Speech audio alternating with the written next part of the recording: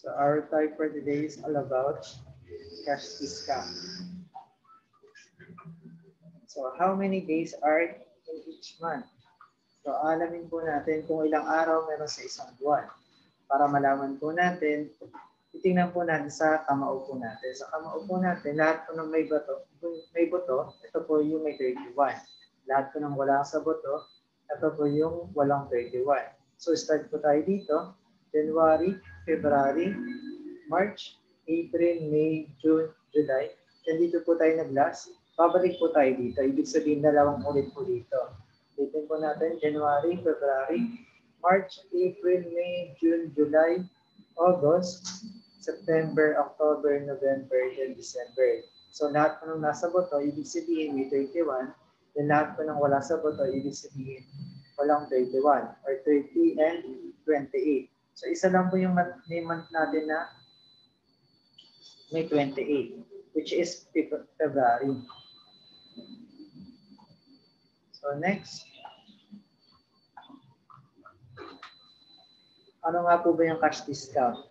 Are recorded in accounting records either as sale discount in books of the seller or purchases discount is in the book of buyers. So these are granted to buyers to encourage prompt of payment. Ibig sabihin, pag nagbayad ka ng cash, may makakuha kang discount. So we have term of sale, condition. The parties agree to follow the trade of goods or services necessary term of sale include price, quality, and if necessary, quality. Term of items of sale, they also include a special condition. Ibig sabihin, nagkakaroon po ng sale yung isang product po natin pag bagong labas or pag may defect po yung product po natin or hindi po na-ibenta yung isang product po natin. So we have terms of sale or purchase are expressed at 2/10, n/30, 2/10, 1/15, and n/60. So pag sinabi po natin n/60, means the buyer has 45 days to pay the net invoice price from the date of purchase. Pag 5/10 naman po means a 5% cash discount is given to the buyer if the payment is made within 10 days. So for example, computing for the discount period and credit period. For example, our date of invoice is March 2. So term of sale po natin is 2/10 and n/30. To solve for the deadline for the discount period, ADD, the date of invoice to discount period is and credit period. So step 1, determine the number of days in the given month. So given po natin is March 2, alamin po natin kung ilang araw meron sa March po natin. So titingnan po natin sa kalendaryo po natin or sa kamao na lang po. January, February, March, ibig sabihin yung March po natin ay 31. And nag-start po tayo ng March 2. So proceed po tayo sa term of sale po natin which is 2/10 and n/30. So date of invoice, March 2. So discount period po natin, ibig sabihin sa 2/10 po natin may discount po yung customer po natin or yung buyers po natin. So March 2 plus 10 days is equal to 12. Ibig sabihin, from March 2 to March 12, may makukuha ang discount po yung customer po natin. Pag nagbayad po siya sa product po na binibenta po natin. So sa credit period naman po natin, n/30. So our date of invoice, which is March 2. So our solution will be March 2 plus 30 days is equal to 32. Pero alam naman po natin na yung March po natin is equal to 31 lang po. Yung sobra po doon, next month na po natin ilalagay. So 32 minus 31 is equal to 1. So next month after March is April. Then kukunin po natin yung sagot po natin which is 1. So ibig sabihin, the number of days in March is 31. the sum of the period and date of invoice is 32. So if the buyer pays between March 2 and March 12, he or she get 2% discount. Ibig sabihin daw po, kung nakapagbayad daw po yung customer po natin from March 2 to March 12, may discount po siya makakuha, which is 2%. If he or she pays on March 13 or later, he or she gets no discount. Ibig sabihin, pag nag-exceed daw po ng March 12 onward, wala na po siyang discount na makakuha.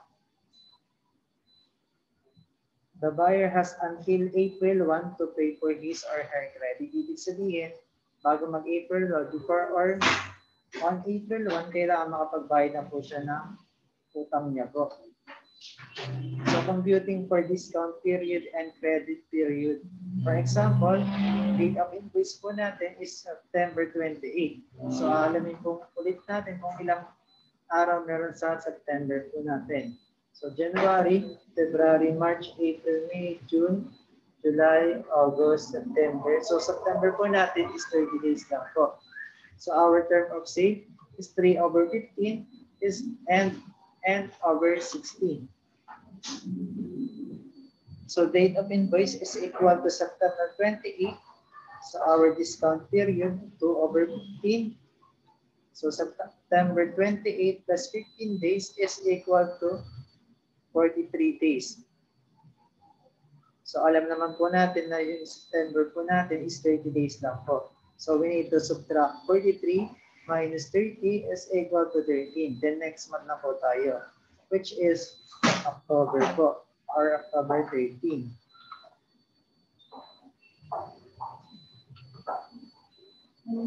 So our solution will be September 28 plus 60 days is equal to 88 days. Then alam ulit natin na yung September po natin is 30 days lang po. We need to subtract 88 minus 30 is equal to 58 days. Ibig sabihin, within 58 days, kailangan mabayaran daw po ng customer yung utang niya or yung credit niya sa atin. So continuation, since the difference is greater than 31, which is the maximum number of days in a month, we have to subtract again the next month after September with October. So 58 minus 31. 31 po natin is the number of days in October is 27. Ibig sabihin, kailangan po makapagbayad po yung customer po natin from September 28 to November 27 sa kanyang inutang.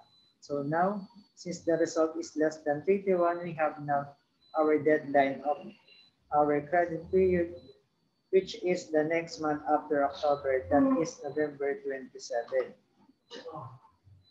So for our conclusion, if the buyer pays between September 28 and October 13, he or she gets 33% discount. If he or she pays on October 14 or later, he or she gets no discount. The buyer has until November 27 to pay for his or her credit. Pag di pa rin siya nakapagbayad ng utang niya po hanggang November 27, pwede niyo na pong patungan yung utang niya po. So another example po natin. Net invoice price is equal to 3,060 pesos. So our term of sale is 3/15 and N/60. So we need to find the cash discount and net amount due. So ano nga po ba ibig sabihin ng amount due po natin? So amount due, it is the new price of the item after deducting the cash discount from net invoice price of an item. Is calculated as the invoice total less any applied payments. So para makuha po natin yun, we need to write the given, which is cash discount rate is equal to 3%. Then our net invoice price is equal to 3,060 pesos. So use our formula CD is equal to NIP multiplied by CDR. Okay po? So NIP po natin, ito po yung net invoice price. Yung CDR po natin, ito po yung cash discount rate. Yung CD po natin, cash discount. So we need to find the cash discount. So CD is equal to 3,060 pesos multiplied by 3% or 0.03 is equal to 91.80 pesos.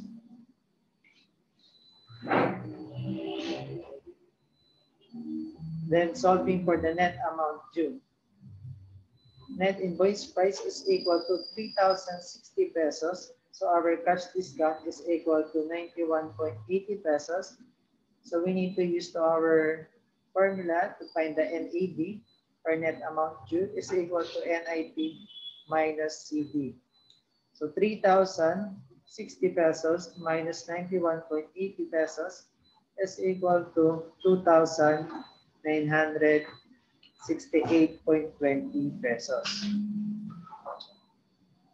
So another example po natin. Net invoice price is equal to 5,000. Term of sale is equal to 5/20 and N/45. So we need to find the cash discount and the net amount due.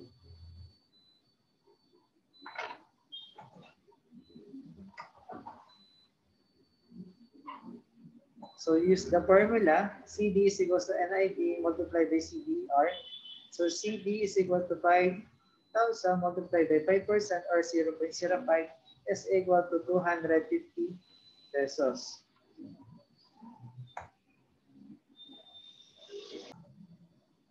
So solving for the net amount due is simply NAD is equal to NIP subtracted to CD. So NAD is equal to 5,000 pesos subtracted to 250 is equal to 4,750 pesos. So that's all. Thank you.